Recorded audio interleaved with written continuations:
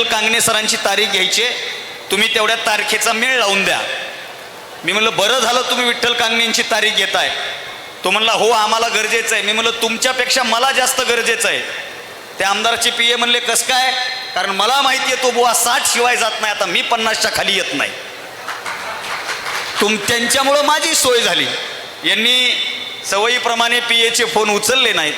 त्यांचा मला फोन आला, मी रात्री फोन लावला सरांना आणि सरांना आमदारांचं नाव सांगितलं. आमच्या दोघातला विषय आम्ही बऱ्याचदा म्हणतो की आपल्या दोघांचे फोन कुणी ऐकू नये.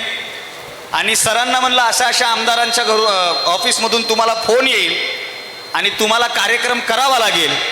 त्यावेळी या माणसाचं मला महत्त्व कळलं. तो माणूस मला एका वाक्यात बोलला. तो म्हणला अविनाश भैया, त्या आमदारानं मराठवाड्यातल्या आणि महाराष्ट्रातल्या लई विद्यार्थ्यांची वाट लावली.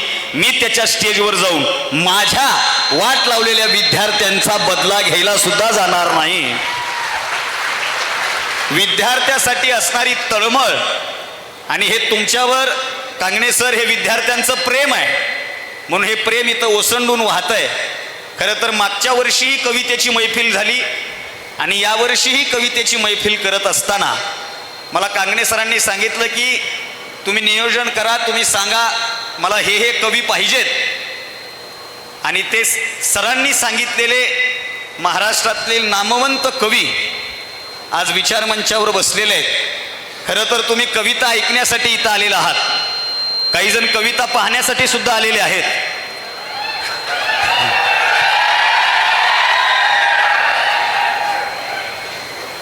जरा थांब, जरा उलसाक थांब. परंतु तुम्ही कविता ऐकण्यासाठी वाढदिवसाच्या निमित्तानं तुम्ही कवी संमेलनाचा प्रबोधनाचा कार्यक्रम ठेवला. इथं तुमचा वाढदिवस सक्सेस झाला. माझी, निलेशची, नारायणदादाची, गुंजनची चर्चा चालू होती. अरे हा शिक्षक आहे का नेता आहे? हा शिक्षक आहे का राजकारणी आहे? आणि मग घरातून निघाल्या दादा एक वाक्य बोलले की महाराष्ट्रातला मी एकमेव असा शिक्षक आहे ज्याला बघून लेकरं फ्रेश होतात. नाही तर महाराष्ट्रातले असे बरेच शिक्षक आहेत त्यांच्याकडे पाहिलं की गृहपाठ सुद्धा करू वाटत नाही. पण मगाशी सर सूत्रसंचालन करताना म्हणत होते फोटो या अँगलनं काढा, फोटो त्या अँगलनं काढा. पण सरांचे फोटो सगळे भारी येतात. आणि बुवा फेसबुकला जेव्हा हा माणूस फोटो टाकतो ना दादा, बुधवंत दादा, जेव्हा फेसबुकला फोटो येतो ना तेव्हा त्या फोटो खाली कॅप्शन काय असतं? कसा आलाय मग फोटो? दिसाय लोकांना हिरोनी. आणि ती बुलट आहे का रे या फोटोत? ती बुलट, त्या बुलटचा फोटो टाकण्याच्या आधी असतंय पार्टीबद्दल कुणी कमेंट करायची नाही. पार्टीचं मला काही माहीत नाही. पोरांचं प्रेम आहे, पार्टीवर जय हिंद लिहिलंय. आपल्या दारापुढं त्या माणसामुळं गाडी आहे, हे सगळ्यात महत्त्वाचं आहे.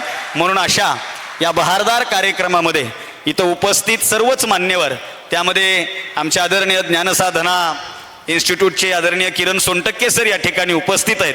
आदरणीय सरांचं, उपस्थित सर्व मित्रपरिवाराचं, सर्व मान्यवरांचं एकदा सरांच्या स्टाफसाठी जोरदार टाळ्या वाजवा. त्यांचे सगळे जो मित्र परिवार आहे, आमचे शेतकऱ्यांचे नेते आणि महाराष्ट्राचा बुलंद आवाज रविराज पाटील साबळे या ठिकाणी उपस्थित आहेत. त्यांच्यासाठी सुद्धा एकदा जोरदार टाळ्या वाजवा. आणि मगाशी तुम्ही शेतकऱ्याच्या नेतृत्व करता. मी एका भूमिहीन शेतकऱ्याचा पोरगा आहे. मगा सोपान शास्त्री सोबत गाडीमध्ये तुमची चर्चा चालू होती. मिरचीचं रोप कसं घ्यायचं, ड्रॅगन फ्रूट कसे पिकवायचे, किती महिन्यात किती. हे म्हणले तुम्ही का बोलनात? मी म्हणलं अरे मला जमीनच नाही रे, माझ्याकडं नाहीच काही, तर मी बोलू काय? पण एक गोष्ट आहे, आज त्याच शेतकऱ्याच्या घरातला पोरगा, धमधम नावाच्या गावात जन्माला आलेला पोरगा अख्ख्या महाराष्ट्रातल्या शेतकऱ्यांना न्याय देण्यासाठी सुद्धा मैदानात उतरतोय.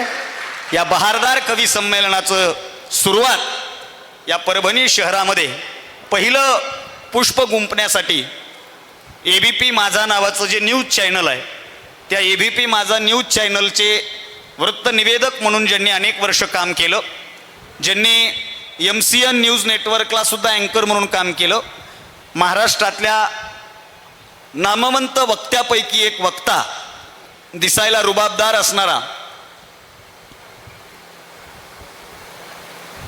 अनेकांच्या मनामध्ये ज्याचं स्थान आहे, परंतु त्याच्या मनामध्ये नेमकं कोणाचं स्थान आहे आमच्या मित्रपरिवाराला आणखीनही कळालेलं नाही. खरं तर आपल्याला नांदेड जवळ आहे आणि त्या नांदेडमधल्या एका महत्त्वाच्या माणसाचं आडनाव ज्या माणसाचं आहे, म्हणजे खरं तर त्यांचा आणि यांचा काही संबंध नाही, पण परभणीच्या जवळ आल्यामुळं ज्याच्या लक्षात येईल त्याच्या लक्षात येईल. या ठिकाणी आदरणीय नितीन लोहोट सर यांचंही मी स्वागत करतो आणि कवितेचं पहिलं पुष्प गुंफण्यासाठी मी जोरदार टाळ्यांच्या गजरात निलेश चव्हाण या माझ्या कवी मित्राला आमंत्रित करतो. जोरदार टाळ्या वाजवा, जोरदार.